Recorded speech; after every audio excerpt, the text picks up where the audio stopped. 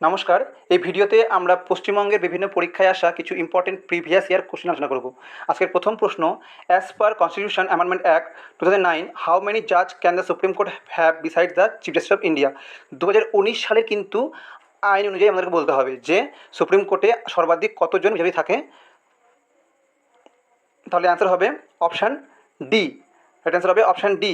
আমাদের কিন্তু বিচারপতির সংখ্যা ক্রমশ বাড়ানো হয়েছে।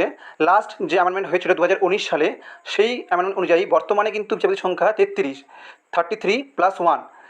তো তোমরা এখানে দেখতে পারো যে কীভাবে আমাদের বিচারপতির সংখ্যা বাড়ানো হয়েছে সুপ্রিম কোর্টে ক্রমশ। ওকে, নেক্সট প্রশ্ন, if a panchayat is dissolved election must be held within how much time. কতদিনের মধ্যে নির্বাচন করতে হবে যদি কোনো একটা পঞ্চায়েত ভেঙে যায়? রাইট অ্যান্সার হবে অপশান এ, 6 মাস, 6 মান্থের মধ্যে কিন্তু আমাদের নির্বাচন করতে হবে।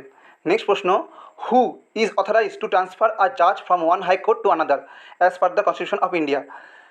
কে এই ক্ষমতা রাখে কোনো হাইকোর্টের বিচারপতিকে এক জায়গা থেকে অন্য জায়গায় স্থানান্তর করতে? রাইট অ্যান্সার হবে option C, the president of India. Next প্রশ্ন, in which year was the state reorganisation act enacted. কোন বছর রাজ্য পুনর্গঠন আইন গৃহীত হয়েছিল? রাইট অ্যান্সার হবে অপশান এ, 1956। 1956 সালের 31শে আগস্ট কিন্তু আমাদের এই রিঅর্গানাইজেশন অ্যাক্ট গৃহীত হয়, কিন্তু কার্যকরী হয় কবে? 1 নভেম্বর 1956। কিন্তু এর আগেও আমাদের ভাষার ভিত্তিতে কিন্তু রাজ্য পুনর্গঠন হয়েছে। কোন রাজ্যে প্রথম পুনর্গঠন হয়েছিল ভাষার ভিত্তিতে? উত্তর হবে অন্ধ্রপ্রদেশ। তোমরা আমাকে কমেন্টে জানাও যে কত সালে অন্ধ্রপ্রদেশ প্রথম গঠন হয় বা গঠিত হয়। নেক্সট প্রশ্ন, according to the constitution what is the ratio of the length to the breadth of the Indian national flag? তো এর অ্যান্সার হবে অপশান এ, 32 হচ্ছে আমাদের জাতীয় পতাকার দৈর্ঘ্য প্রস্থের অনুপাত।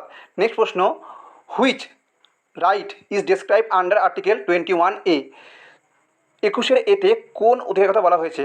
রাইট অ্যান্সার হবে option A, right to education. স্বদেশী শব্দের অর্থ কী? স্বদেশী শব্দের অর্থ অপশান এ, made in India and using Indian materials. Next প্রশ্ন, ভারতের প্রধান নির্বাচন কমিশনারকে কার দ্বারা অপশন করা যেতে পারে? অপশান দুটোই হবে সংশোধনের উভয় কক্ষ দ্বারা আর কেন্দ্রীয় মন্ত্রিসভা দ্বারা। তাহলে অ্যান্সার হবে অপশান ডি।